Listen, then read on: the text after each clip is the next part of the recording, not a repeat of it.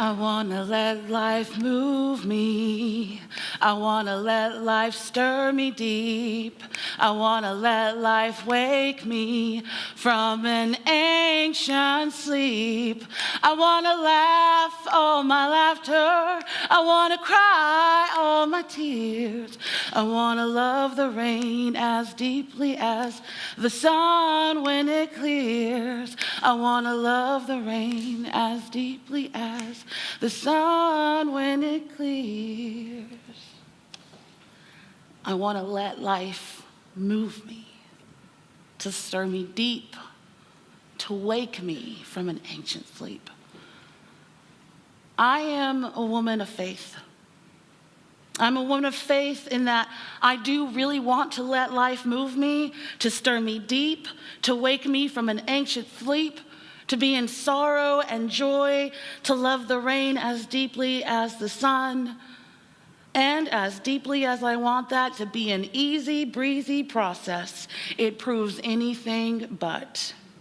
And why? Because it's antithetical to the human condition in which each one of us is birthed. In fact, we are taught from day one to control our lives down to the centimeter. We don't want to let anything just happen to us. We want to make moves to map and plan and pack and be proactive. And in doing so, we set up a proverbial house of cards. This base of the house of cards is formed by our ego, or our sense of self, conditioned by both our inner and outer experience, both our past and present. And next level up, and perhaps for many levels, are our symbols of identity and security. Home, family, possessions, money, reputation, country, beliefs, and the like, and much more. And after those several levels, at the very top is our very self, perched precariously on the apex of life we've built and worked for. So what holds that house of cards together? Remember, if our self is balancing at the top, maintaining, trying to be in control, maybe it's not ourselves holding it together. Perhaps this is where faith comes in, as the glue that binds those cards and keeps them and holds them together. But, my friends, what happens when that house of cards comes tumbling down? What happens when all the pieces of our identity or sense of safety and security or sense of self falls apart? What happens when we have a crisis of faith? Or better yet, when the world threatens our sense of faith? Now, of course, faith is a very complicated thing for Unitarian Universalists, mainly because faith can mean so many different things. We are non-creedal, meaning we don't have a creed one has to subscribe to be family among us. We don't have a central dogma or a set of religious rules that any of us has to subscribe to be able to be a part of this. And faith, like so many other religious concepts, can be tossed to the wayside as something antiquated or too religious or even too superstitious for us. I also belong to the humanist tradition, which in some circles has all but rejected most religious language and concepts. Likewise, faith can also occupy different linguistic spaces as a verb, as a noun, as an adjective. So in all of those things, let's go ahead and clarify what I'm personally referring to when I say faith in this context. In this context, I'm using faith as a verb, a doing, a way of being in the world that is so fierce, it is a force greater than fire or flood. If, as Unitarian Universalists, we are concerned with the spirit of life, well, faith is the only thing that makes that spirit of life happen. In other words, the spirit of life moves through us through the process of faith. Now, also at risk of being too pedantic, it is necessary to know a distinction between faith and hope. Hope is incredibly important in the human experience as a medallion of promise, a knowing that things can and hopefully will get better and at the very least maintain. We hold hope in our hearts as individuals, as families, as communities. Hope is a feeling. Faith is the action that keeps hope alive, and both are fueled by purpose and love. Likewise, both are threatened by despair, and this despair comes in many flavors: depression, self-hate, cruelty from the outside world, a crumbling of our social structures of which we are all a part, attacks on our humanity, endings, partings, loss, grief, trauma, and especially in these perilous times. As humans, we are forever living on the edge of time. In some ways, none of this that's going on in our world is new. And in other ways, in very real ways, this is very unique. We face some pretty dire situations, and not just abstractly.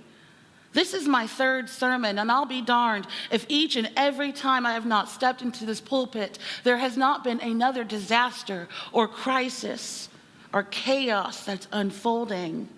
And it's not fodder, and it's not fear-mongering. Real things are happening, and these real things have very real consequences. And we feel those consequences in our hearts and in our bodies. In fact, Reverend Nancy and I, we spend a considerable amount of time figuring out how to best respond to the constant tragedies of the world. Which group is being targeted? Which population is threatened? And how can we help? And how can we be available? And we all know that we are in this great turning and that there is no turning back. So how do we hold on to our faith when so much threatens to rob us of it? When congregating or worshiping or living in our fullness can cost us our lives. When our medallion of hope is barely glowing and our absence of faith has left us frozen with fear and doubt or anger or resentment. And let us have just a very human, honest moment this morning. There's only so much we can handle with grace and gratitude. It is okay to fall apart in the face of this unyielding tragedy. It's okay to not always be so strong and so together. We are allowed to be vulnerable. We're allowed to be fed up. We're allowed to hide under the covers. But like King David tells us in the Old Testament scriptures, weeping may stay for the night, but joy comes in the morning. How do we hold on to our faith? We reclaim it, and we choose it, and we choose it again and again. Our lives are like intricate tapestries, woven with threads of beauty and pain, and thousands of strands of experience and circumstance. And this tapestry creates a breathing image of joy, We reclaim our faith by reclaiming our joy. If hope is a feeling and faith is a doing, then joy is a determination.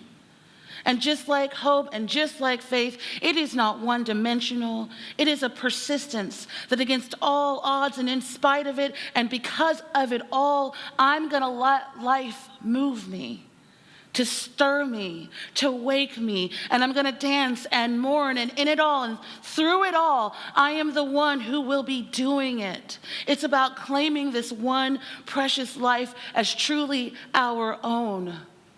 Now, of course, joy is present from the beginning, from day one, but throughout our lives, it becomes buried by the weight of the world, the very pressures of being alive in this world. To unbury it takes some unquestionably difficult work. It's choosing one another over choosing hate.